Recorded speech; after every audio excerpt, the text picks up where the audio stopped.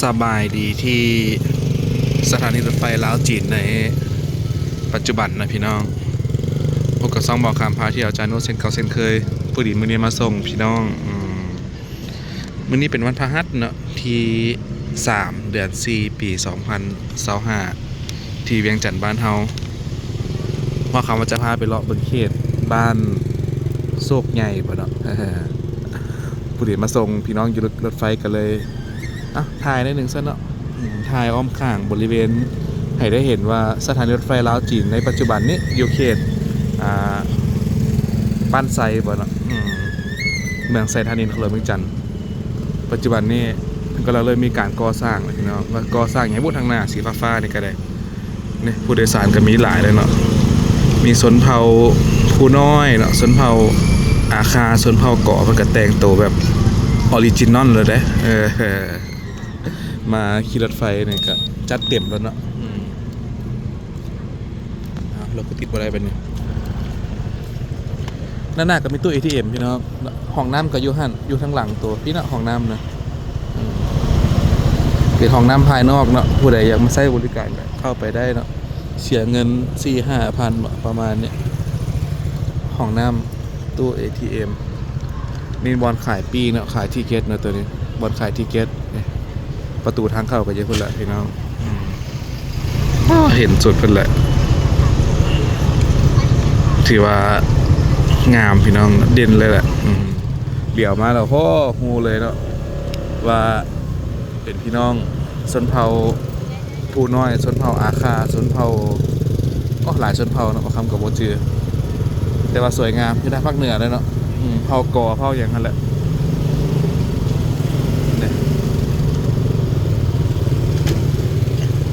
เวียนเทียนรันเวย์สเตชัน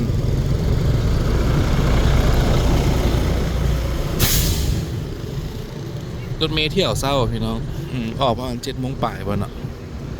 ออกจากเวียงจันทน์ไปสู่บ่อเต็นเนาะไปสู่บ่อเต็นเนี่ยแขกคนนี่ต้องตื่นเอาเศร้าเด้อเนาะ ถ้าอยากเดินทางนะเที่ยวสวยก็มีพี่น้องได้ว่าไปฮอดปลายทางก็สิสวยคือกันเพื่อนเนาะฉะนั้นเพิ่นเลยเลือกเดินทางเที่ยวเศร้าฮอดหลวงพ่อบางประมาณ9 โมงป่าย10 โมงสินะก็พอดีได้เลาะเนาะคันกลับก็เที่ยวกลับ7-8 โมงก็พอดีไปเศร้าแรงกลับก็ได้เนาะหลวงพ่อบางนี่ขี่รถไฟไปก็บ่เมื่อยใช้เวลาประมาณ2 ชั่วโมงก็จะฮอดเนาะนี่บอนฝากรถจักรนี่บัดนี้บอนฝากรถจักรฝากค้างคืนฝากอีหยังเพิ่นก็สิไล่ตามนั่นเนาะอากาศเย็นพี่น้องเดี๋ยวบอกคำสิมันก็เนาะอุณหภูมิเท่าไหร่มื้อนี้คือว่าเย็นแปลกๆเว้ยหนาวเดือนเมษาหนาวเดือน5ลาวนี่มันบ่มีในประวัตินะเนาะพี่น้องของแท้ได้ปีนี้ปรากฏการณ์เอลนิโยอานิยาอานิเยอร์นี่เนาะคือว่านักหน่วงแท้เบิ่งเวเตอร์กันเด้อบอกคำก็อย่าฮู้กันเนาะขี้สงสัยเรื่องนี้วันเดอร์ขนาดได้เกี่ยวกับเวเตอร์นี่เนาะบ่ฮู้นี่มันนอนบ่หลับ เน็ตก็ซ่าพี่น้องซองเนี่ยคือเน็ตก็ได้เวียงจันทน์ตอนนี้24 องศาว่าซั่นเด้เนาะ24 องศา6 โมง 48 นาทีเนาะมื้ออื่นมื้อฮื้อนี่ฝนตกหนักแผนที่แจ้งเตือนมื้อนี้แม่นวันพฤหัสที่3เดือน4ปี2025เนาะกลมกับมือขึ้น6 ค่ำเดือน5ปีมะเส็งตามปฏิทินลาวเฮาเนาะพร้อมแล้วไปเบิ่งบ้านโศกใหญ่โศกน้อยน้ำกันต่อพี่น้องติดตามไปน้ำกันเมื่อนั้นก็แท็กซี่วางมวยกันอยู่นี่เนาะ แท็กซี่หลายสังกัดเนาะวางมวยกันอยู่นี่ย้อนว่าแท็กซี่คิวบ่แท็กซี่คิว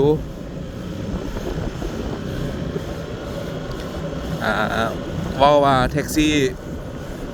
แอปต่างๆมาจอดดึงลูกค้าเพิ่นสิเนาะจอดในเขตเพิ่นมาซั่นซะเนาะ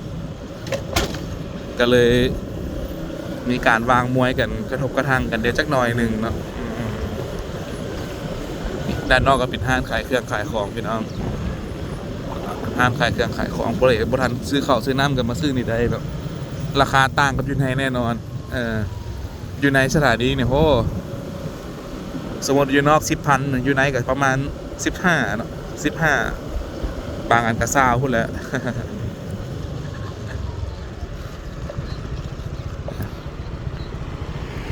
ห้างขายปิ้งขายจีเนาะข้าวจีปาเต้นี่ก็มีนั่นน่ะก็ยังเป็นเป้าว่างพี่น้องเนาะที่ดินนี่ยังเป็นเป้าว่างอยู่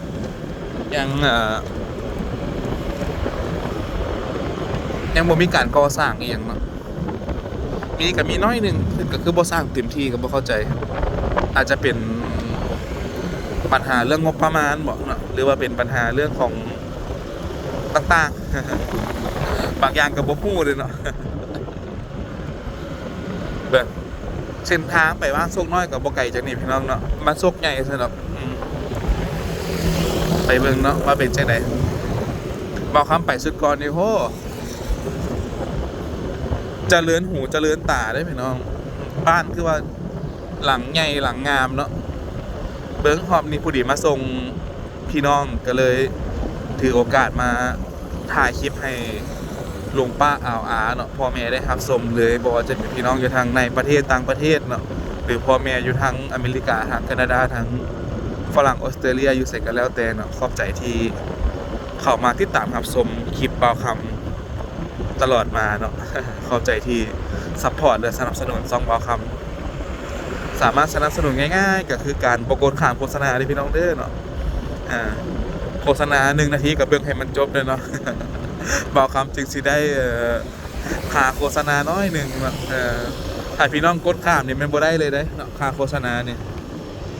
ถือว่าการเฮ็ดเวียกนี่มันศูนย์เป่าได้เนาะถือว่าการเฮ็ดเวียกนี่ศูนย์เป่าได้ฉะนั้นซอยคนลาวเฮานำกันเนาะโดยการที่บ่กดข้ามโฆษณาหรือว่าสามารถกดปุ่มซุปเปอร์แตงเลือกจำนวนเงินอยู่ทางด้านลุ่มเนาะซัพพอร์ตตามกำลังแฮงแต่กำลังแฮงของพี่น้องของพ่อแม่ลุงป้าเอาอาเนาะเส้นทางศิลา10 ปี 1.7 กิโลเมตรพี่น้องเส้นทาง13 ไต้ 4.4 กิโลเมตรตัวนี้เป็นจุดแยกเชื่อมต่อ13 ไต้กับ450 ปีเนาะเลี้ยวขวานี่ไปทาง450 ปีเส้นทางเบตงสบายพี่น้องเอ้ยเพิ่นเทใหม่เนาะทางไป13 ไต้นะแต่ว่าทางไป450 ปีนี่ยังเป็นทางยางอยู่เนี่ยมีห้างขายรถเนาะห้างขายรถมือสองญี่ปุ่นใช่เนาะรถจกรถเจกครบอยู่เนี่ย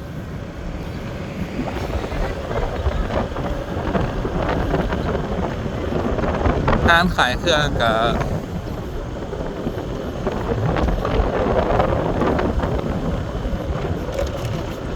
โบใหญ่พี่น้อง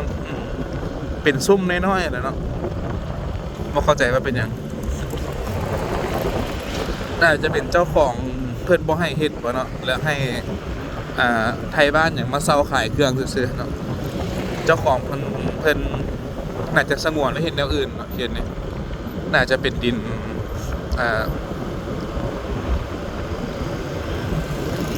บริษัทต่างๆใช่เนาะคันถ้าเป็นประชาชนทั่วไปนี่เกิดแล้วเนาะดินเขียนนี่เกิดเงินเกิดยาวแล้ว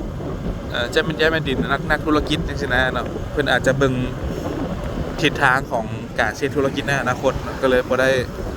ลงทุนปลูกสร้างอีหยัง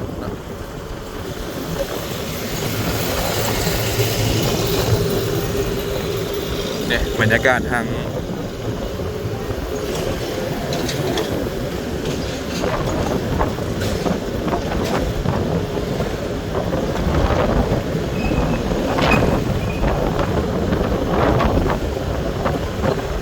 ก่อนสิฮอดเส้นทาง450 ปีเนาะบริษัทท่อน้ำลาวช่วงนี้บอกคำกับโอ้เลาะทายแนวอยู่แนวกินเลาะทายนั่นทายนี่เนาะทายมือเล็กมือละน้อยพอได้ส้มน้ำกัน เป็นประมาณเลยพี่น้องอยู่เวียงจันทน์เนาะบอลไทยกับโบหลายแน่ก็พอได้เบิ่งเล็กเบิ่งน้อยไปเนาะคัดสิทายเบิดทุกอย่างนี่ก็บ่มีแนวลงเด้ต้องได้ทายบอลละมื้อละ10นาที20นาทีเนาะบวกเข้ากันบ่เรื่องเส้นทางต่างๆนี่บ่คำก็เลาะทายรู้สึกว่าโอ้เกือบเบิดแล้วเด้เนาะเกือบเบิดแล้วเด้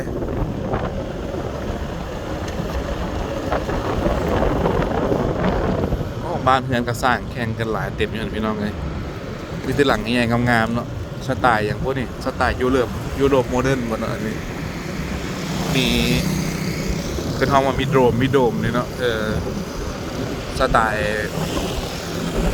มัสยิดหมดเนาะ เป็นบัวอยู่ถึงหลังคาเนาะใกล้นี่ก็มีสวนอาหารสร้างน้อยเนาะมานั่งกินข้าวกินน้ำซ้ำซาท่ารถไฟออกรถไฟเข้าท่าหับพี่น้องใช่ไหมกินก่อนอิ่มท้องก่อนแล้วจึงไปต่อเนาะเลี้ยวขวานี่ไปทางขี่รถสายใต้เด้อพี่น้องเด้อเนาะไปไฟแดงดงโดเลี้ยวขวานี่เลี้ยวซ้ายไปทางสั่งทางแรงเนาะเดี๋ยวมีห้านตำมีตำบักฮงบักหอยนี่ก็มีด้วยนะ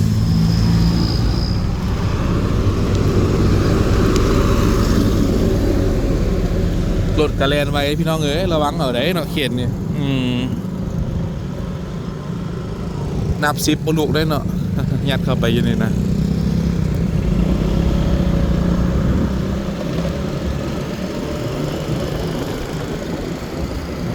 นี่ก็แมน CSC ขายเครื่องก่อสร้างนะพี่น้องขายวัสดุเนาะวัสดุก่อสร้างกระบอกกระเบื้องเล็กเลิศเป็นกระคบอยู่นี่เนาะ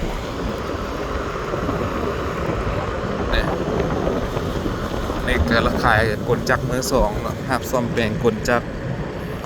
รถลากรถเครนครบเนาะเส้นทาง450 ปีในปัจจุบันถือว่าเพิ่นสร้างได้10 กว่าปีนี่พี่น้องทางเบตงนี่ก็ยังไปมาสะดวกเนาะรู้สึกว่าทนอีหลีเนาะทางเบตงนี่คุ้มค่าต่อการลงทุนก่อนทางปูยางเนาะคุ้มค่าก่อนนี่ก็แม่นสูตรคัดแยกพัสดุอนุสิทธิ์กำขวมือนี่มีสร้างอนุสิทธิ์สร้างองค์อรุณสร้างเกียรติไก่หลายสร้างเนาะกระจายตัวตามเวียงจันทน์ไปพี่น้องกระจายตัวไปรถสไลด์นี่ก็มีห่างย้อรถเนาะโอ้บ้านหลังใหญ่แท้เนาะมันงามๆพี่น้องเอ้ยหลังใหญ่หลังเตเนาะ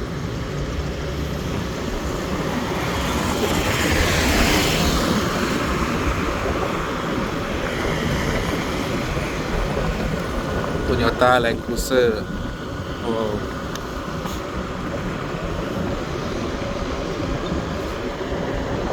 เส้นทางนี้ถือว่าเป็นเส้นทางหนึ่งที่มีคนนำไส้ไปทางประเทศไทยหลายที่สุดนะพี่น้องออกจากเวียงจันทน์กับสีมาเสร็จนี้แลนซื้อกับสีไปกาะมิตรภาพลาวไทยแห่งที่หนึ่งเลยเนาะคันเขาบอกไปทางดอนกอยหรือว่าไปทางลักสามเด้เนาะแต่หลักๆกลายเป็นเส้นทางนี่แหละที่คนนำไส้ไปนะเนื่องจากว่ามันบ่ได้ไปโค้งไปอย่างนั้นใดเนาะขี่ตามแนวทางนี่ไปรถกับสะฮอดรถเนาะภายในกระทรวงพลังงานและบแห่บริษัทกลจักรขายเครื่องก่อสร้างครบเนาะอยู่เนี่ยเป็นโกดังใหญ่พี่น้องเอ้ยเป็นโกดังใหญ่งามตัวนี้ขึ้นกับบ้านอย่างเนาะบ้านโซกใหญ่เพราะนี่เดี๋ยวมาคำอ่านข้อมูลเหมือนกันขึ้นกับบ้านโซกใหญ่บ่พวกนาหลายจุดก็ถึกถมเรียบร้อยแล้วเนาะอยู่ในระยะการก่อสร้างเนาะอยู่ในระยะของการเฮ็ดเวียกพี่น้องตอนนี้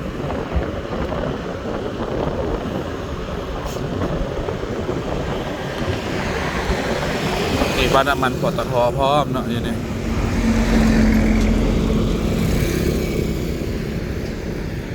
ดินแบ่งขายทางบ้านโศกใหญ่พี่น้องดินจัดสรรกับศิลายได้เขตนี้วันที่7วันที่8แม่นงานบุญพระเวทบ้านโศกน้อยเนาะเมืองไซเสกทานครหลวงเวียงจันทน์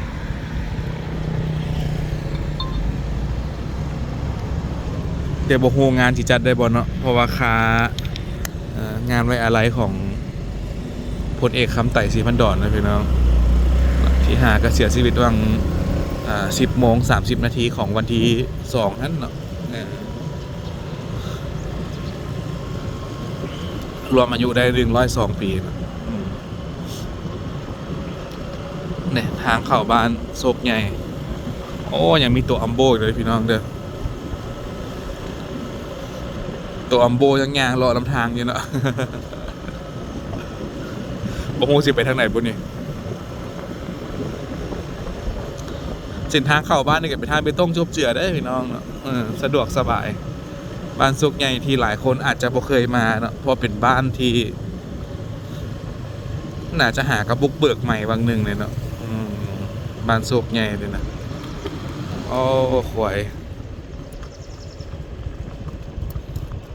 ยแม่ลูกพี่น้องคือว่าลูก2 ตัวนี่อย่างนำกลต่อยๆเนาะอันนี้ควายวัยรุ่นนี่เนี่ย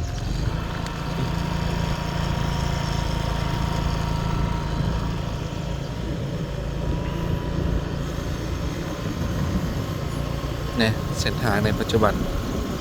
ก็จะเป็น2-3 งานนะพี่น้องคอยทายไปเบิ่ง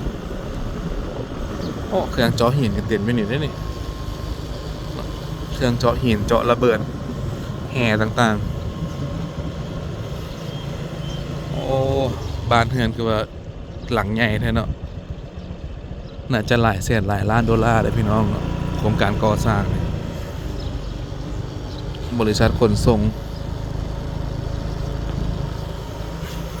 อู่รถเมล์เนาะอู่รถเมล์โอ้หลังใหญ่พี่น้องเลยคน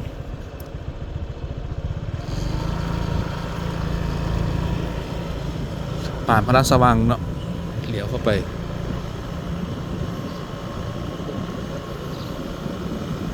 บ้านเฮือนก็เริ่มหนาเนี่ยนะเนาะคันว่าคำชื่อพิษนี่เขตนี้นี่เป็นเขตหนึ่งที่ที่ดินจัดสรรหลายเลยพี่น้องเนาะเขตโซกใหญ่นี่แต่ปัจจุบันนี้เพิ่งก็ขายไปเบิดแล้วเนาะยังเหลือแต่ส่วนไหนส่วนหนึ่งแต่กี้นี่บ้านโซกใหญ่ดังแห้งเนาะว่าดินจัดสรรบ้านโซกใหญ่สินะปัจจุบันนี้คนก็เริ่มมาอยู่หลายแล้วตอนดินตอนดอนก็เริ่มซื้อจับจองเต็มเบิดแล้วเนาะบ่ค่อยเห็นติดป้ายขายคือตะกี้ละว่าท่านซะอันนี้เป็นอย่างไรนี่คือว่าลวดลายคือว่าเด่นสง่าแท้ปักมองกำลังเป็นมากเลยต้องเลยนี่ตังโกโดเนาะ4-5 ชั้นขักอีลี่พี่น้องสวยงามจะเอาเงินทางไหนมาสร้างเนาะขนาดเงินเฟ้อได้นี่เศรษฐกิจบ่ค่อยปานใดเลยเนาะยังมีการปลูกบ้านสร้างเมืองเรื่อยๆมีห้องแถวมีห้างขายเครื่องก่อสร้างเล็กๆน้อยๆตามหมู่บ้านเนาะ บ้านหลังงามอีกแล้วนี่กำแพงเนี่ยบ่ได้ก่อเลยเนาะซุบใส่เอาก่อแต่เสาหั่นเบตงก็เป็นแผ่นอยู่หั่นเนาะวางใส่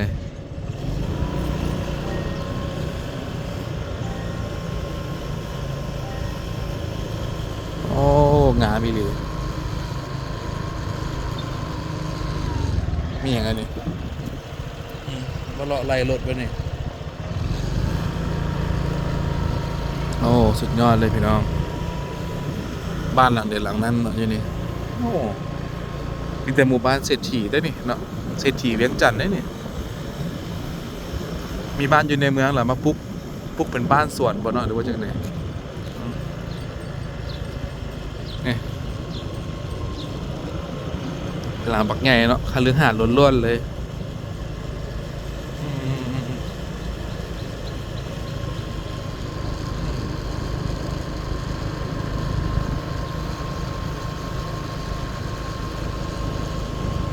มีฮอตตัวไลออนเนาะมีฮอตตัวสิงห์บ้านนี่อ๋อ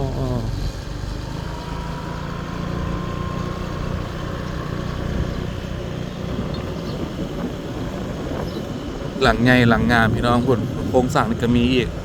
ข้างในอีกได้นะคุณเนาะซ่อนกันไปอีกโอ้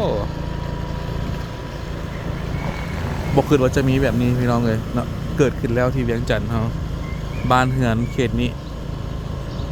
สร้างขึ้นป่านดอกเห็ดเนาะ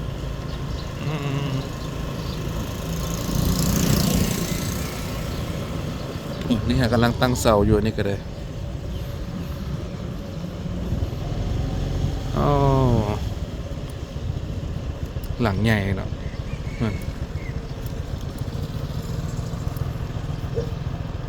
เต้นพี่น้อง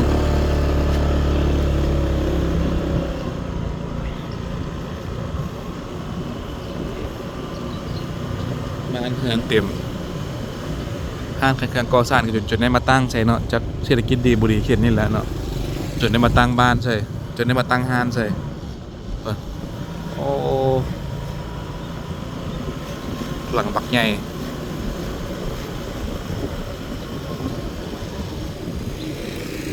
ทางในตื่นอยู่ที่พี่น้องเนาะแต่ว่าบอกคำสิไปทางนี้เอาก่อนดีก่อนเนาะเนื่องจากว่าสิไปถ่ายวัดเดี๋ยวมันสิยาวโพดทางนั้นเนาะ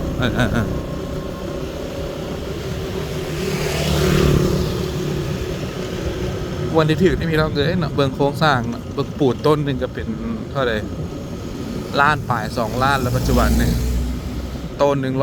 แล้วเนาะยังบ่ทันได้หินเว้าเรื่องหินเรื่องทรายเรื่องแรงงานเนาะพิลึก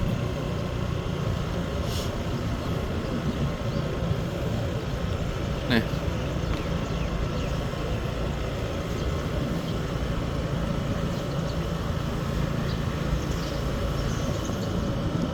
บ้านโศกใหญ่ในปัจจุบัน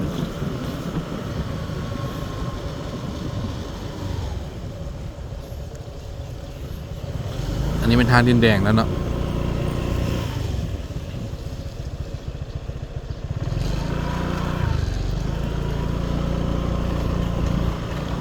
มีห้างขายน้ำอ้อยพี่น้อง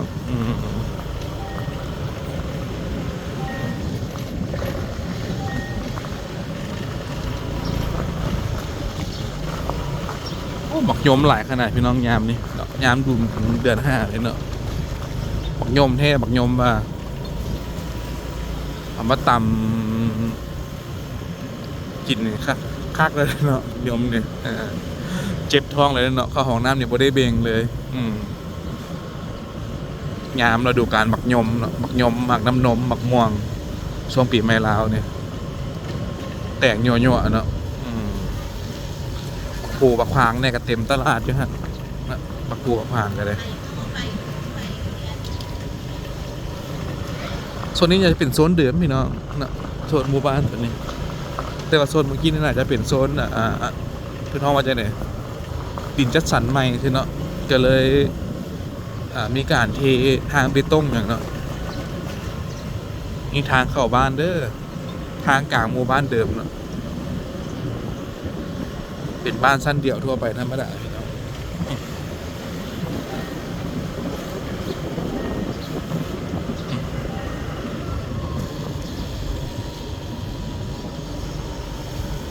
พาเบิ่งทุกมุมเนาะบอกคำนะบ่มีคำบรรยายงานดอกไม้เนาะถ่ายทุกมุมอยู่แล้วระดับนี้เนาะโอ้แวะซื้อขนมแซ่บในก่อนฉันเนาะมีขนมเนี่ยขายได้เนาะแบบนี้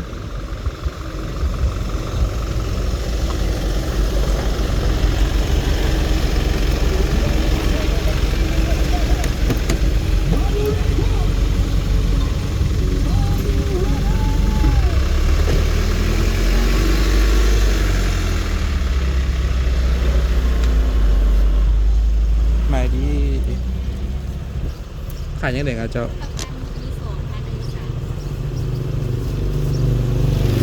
เอาอึ่งปลาแล้วก็วันนี้แล้วก็ปาเตโซแห่งนี้เอา20,000ไปเลยโดยอันนี้ก้อน2,000วะนี่ ข้าวจี้กระสองบ่ 3 ข้าวจี้เอาข้าวจี้อันหนึงอีกแล้วตัวนี้ขายทุกมือเลยพี่น้องฮานี่บางคำเคยมาซื้อโอ้ด่วนเติบแล้วเนาะพอดีได้กายมาถ่ายคลิปกันเลยแวะซื้อซอยเอ้ยเพิ่นได้หนึงเนาะเปิดทุกมือเอ้ยจักโมงหาจักโมงก็สวยกับเมื่อ10 โมงเมื่อติเก้า เน้นขายตอนเช้าพี่น้องเน้นขายตอนเช้า อันนี้เอาจากก้อน บ่เนี่ยนึง เอาอันนี้ โดยนั่นนึงโดย คือว่าเอา2กันมาเลย เอา2 อันก็ได้ตัว มาแม่ค้าก็จะขายหลายเลยพี่น้องโอ้จืดแล้วได้นี่เนาะ นี่แหละ จืดได้จังโมงนี่ แต่4 โมงเพิ่น 4 โมงเช้า เลย โอ้ถือว่าเราจากเราได้นอนบ่ได้นอนพี่น้อง4 โมงเช้าเราจืดแล้วขนมละวิถงใหญ่แบบเลยโค้งรถได้ยังไงขนมพื้นบ้านนะพี่น้องจับกล้วยแน่ขนมอึ่งแน่เนาะคนลาวคุ้นเคยกันดีนะขนมแบบนี้นะเริ่มจืด4 โมงเช้าได้พี่น้อง5-6 โมงเช้าพวกใดอยากกินกับข้าวประมาณซกใหญ่เด้อเนาะพร้อมขายเพื่อนวะขอบใจเด้อขอบใจได้ของหวานนะพี่น้องเลยรอดตายเมื่อนี้นะข้าวเช้าก่อนเด้อเนี่ยบ้านซกใหญ่โอ้เป็นตีเล็กอยู่ได้นี่เนาะเดี๋ยวมีเต่าตีเล็กอยู่นี่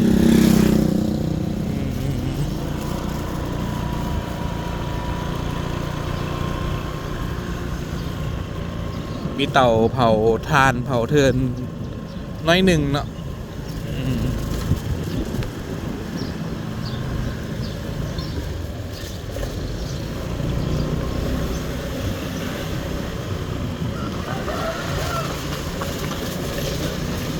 ทานสภากาแฟ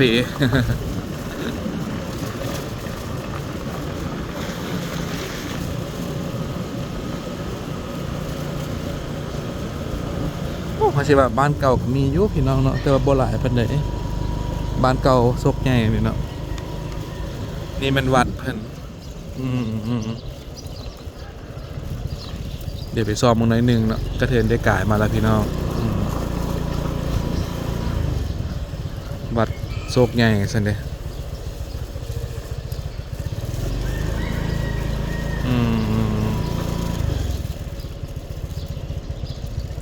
มาฮอดแล้ววัดป่าโซกใหญ่เนาะมาคำกับมาครั้งแรกพี่น้อง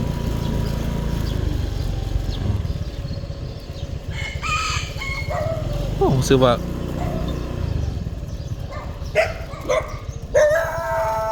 สัตว์เลี้ยงเพิ่นสิหลายจักหน่อยนึงเนาะมีศาลามีคลองมีกองมีอิเซสซอรี่เนาะจบเจือได้นี่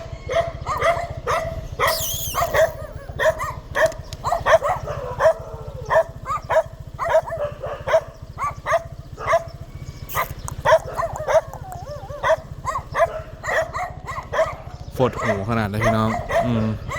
เอาไปนอกก่อนเดี๋ยวฟดหูเจ้าอาวาสเพิ่น ต้นโพนี่ก็งามขนาดโอ้เขียวทุ่มพี่น้องเลยใบใหญ่เนาะต้นโพนี่รู้สึกว่าโครงสร้างจะแน่นๆเลยพี่น้อง น่าจะเป็นจังไหนน่าจะมีผู้ศรัทธาหลายเนาะนี่ไอเฮียนนี่ตัดเช้านี่นะแบกนั้นเนาะแบกเครื่องอยู่เครื่องกินไปห้องห้องเฮียนตอนเช้าเนาะห้องเฮียนห้องเฮียนบางโศกใหญ่เฮียนประถมเนาะ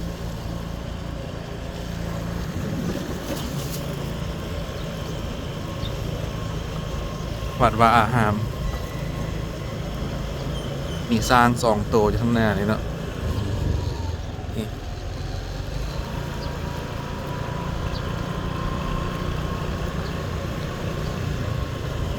รู้สึกว่าพื้นที่จะแน่นก็มาคำว่าเลยเนาะ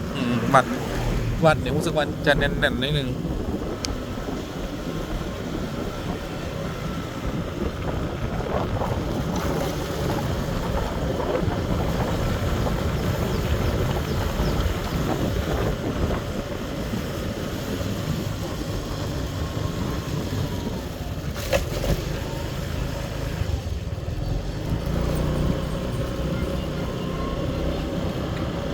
เอ้าก็ประมาณนี้พี่น้องเด้อเนาะขอบใจที่อ่าพ่อแม่พี่น้องเสียสละเวลาอันมีค่าเข้ามาติดตามรับชมเนาะขอบใจป้าลุงอยู่ทางในประเทศต่างประเทศที่สนับสนุนและซัพพอร์ตบ่าวคำตลอดมาเนาะขอให้พ่อแม่พี่น้องทุกคนโชคดีเนาะบุญรักษาเทวดาคุ้มครองแล้วพบกันใหม่ในคลิปหน้าเนาะสำหรับคลิปนี้ก็บ่มีหยังหลายพี่น้องพามาเลาะชมบ้านโชคใหญ่เมืองแสนสิทธานครหลวงเวียงจันทน์ขอขอบใจขอให้ทุกคนโชคหมานเนาะเดินทางปลอดภัยบ๊ายบาย